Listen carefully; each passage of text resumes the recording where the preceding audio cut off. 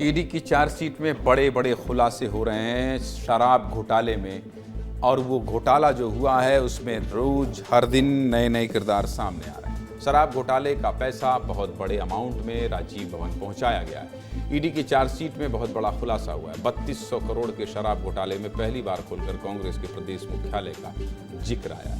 15 सितंबर को ईडी ने 7000 से ज्यादा पन्नों की 5वीं चार्जशीट रायपुर कोर्ट में पेश की, जिसमें शराब घोटाले में चेतन बघेल की भूमिका का जिक्र किया गया। ईडी ने आरोप लगाया है कि चेतन बघेल ने शराब घोटाले से कमाई की है। अब ईडी की चार्जशीट में एक और हैरान करने वाला खुलासा हुआ। ईडी ने लक्ष्मी नारायण बंसल और पप्पू बंसल के बयान का हवाला देते हुए आरोप लगाया है कि चेतन बघेल के साथ मिलकर पप्पू बंसल ने करीब 1000 करोड़ रुपए का हेरफेर किया था और चेतन बघेल के निर्देश पर पप्पू बंसल ने कई लोगों को पैसे भेजे थे। ईडी ने कौन कौन से खुलासे किए हैं, चलिए आपको विस्तार से समझा देता हूं। चार्जशीट के पेज नंबर 55 और 56 पर ईडी ने नगद पैसों की लेन देन की जानकारी दी। ईडी के मुताबिक पप्पू बंसल ने कबूल किया है कि रायपुर के राजीव भवन में शराब घोटाले का पैसा पहुंचाया गया है। साल 2019 से साल 2021 के बीच अनवर ढेबर हर महीने करीब 4 बार पप्पू बंसल को पैसे पहुंचाता था।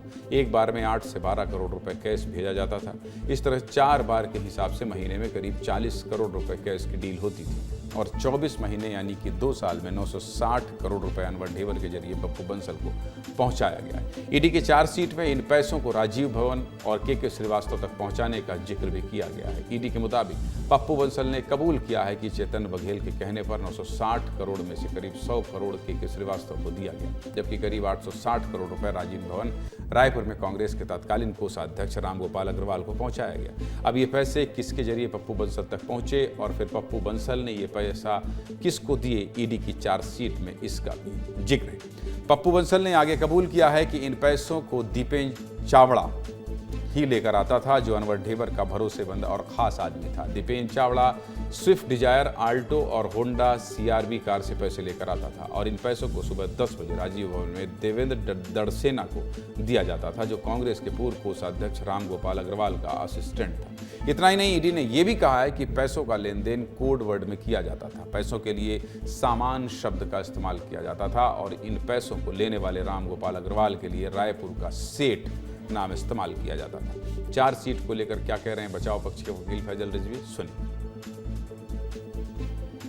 जैसा ये पहले करते आए, दूसरे अभियुक्तों को बेल होती थी तुरंत अरेस्ट कर लो, वैसा ही उसी मॉडस ऑपरेंडी में इन्होंने फिर वही किया जो हमको उम्मीद थी कि उन्होंने जैसे ही खत्म हो रही थी उसकी चालान चार्जशीट पेश हुई है, कंप्लेंट पेश हुआ है, ईडी का 5000 पन्ने का पेश किया है, तो वो अधिकांश हमारे हिसाब से वही होगा जो पहले जो हो चुका है उसी को कॉपी होती है। 12 को पूछताछ करने गए होंगे 11-12 बजे और 4 बजे एप्लीकेशन लगा दिया कि इसको साहब सोमवार को चेतन बघेल को प्रोडक्शन वारंट में बुलाया जाए। तो ये बताता है कि ये पहले से तय था कि इनको हमको गिरफ्तार करना है, सिर्फ खाना पूर्ति की वजह से ये एप्लीकेशन लगाई गई थी।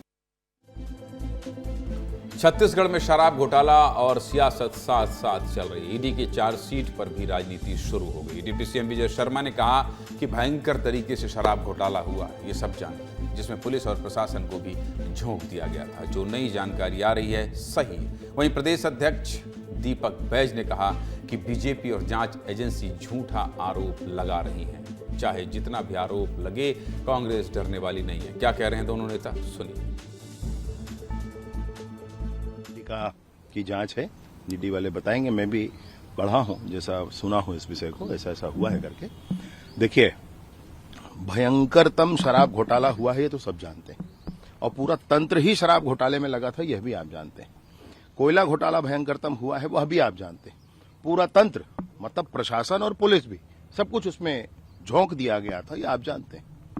अब ऐसे में ऐसे नई नई कथाएं जो रोज आएंगी वो गलत नहीं है, वो उसमें कहीं न कहीं सच्चाई है, तब तो वो जांच में सामने आ रही हैं बातें। झूठा आरोप लगाने के सिवाय भारतीय जनता पार्टी के सरकार के पास और सेंट्रल एजेंसियों के पास इसके अलावा कुछ भी नहीं है। तरह तरह के मनगढ़ंत कहानी बनाकर कार्टून में पैसा जा रहा है, बोरे में पैसा जा रहा है, कहीं तो टेम्पो में पैसा जा रहा है, कहीं तो ट्रकों में पैसा जा रहा है। कितनी कहानियां बनाएंगे। कांग्रेस के नेता डर गए कि अभी तक का नहीं डरे। अब चाहे जितने भी आरोप लगा लो, जितने भी षड्यंत्र कर लो, इससे कांग्रेस डरने वाली नहीं है। नई नई कथा कहानी सामने आ रही है और ये कथा कहानी तो बहुत बवाल मचा रही है। मृगन जी, जी देखिए, जो ईडी ने चार्जशीट पेश की है उसमें नई कहानी तो है, लेकिन उस कहानी के पीछे एक मजबूत आधार ईडी का है। वो व्हाट्सएप चैट और बिग बॉस के नाम से जो व्हाट्सएप ग्रुप बना था वो। खास बात यह है कि अभी तक ईडी शराब घोटाले के पैसे को सुकमा जो कांग्रेस का कार्यालय बना है वहाँ की बात करती थी, लेकिन अभी जो ताज़ा चार्जशीट आई है उसमें सीधे सीधे राजीव भवन जो प्रदेश कांग्रेस का मुख्यालय है उसका जिक्र है और कांग्रेस के प्रदेश कोषाध्यक्ष राम गोपाल अग्रवाल का जिक्र है। 960 करोड़ रुपए बहुत बड़ी रकम होती है और ईडी ने जो ये चार्जशीट पेश की है उसमें ये जो पैसों का जिक्र किया वो विधानसभा चुनाव से पहले का है। अब ऐसे में माना जा रहा है कि क्या ये जो पैसे पहुंचे हैं उसका इस्तेमाल कहाँ हुआ, वो पैसे कहाँ गए, क्योंकि लगातार चाहे भाजपा के बड़े नेता हों या कोई भी वो आरोप लगाते रहे कि छत्तीसगढ़ जो है केंद्र का एटीएम बन गया है। तो अब उसी ट्रेल को खोजने की कोशिश कर रही है ईडी।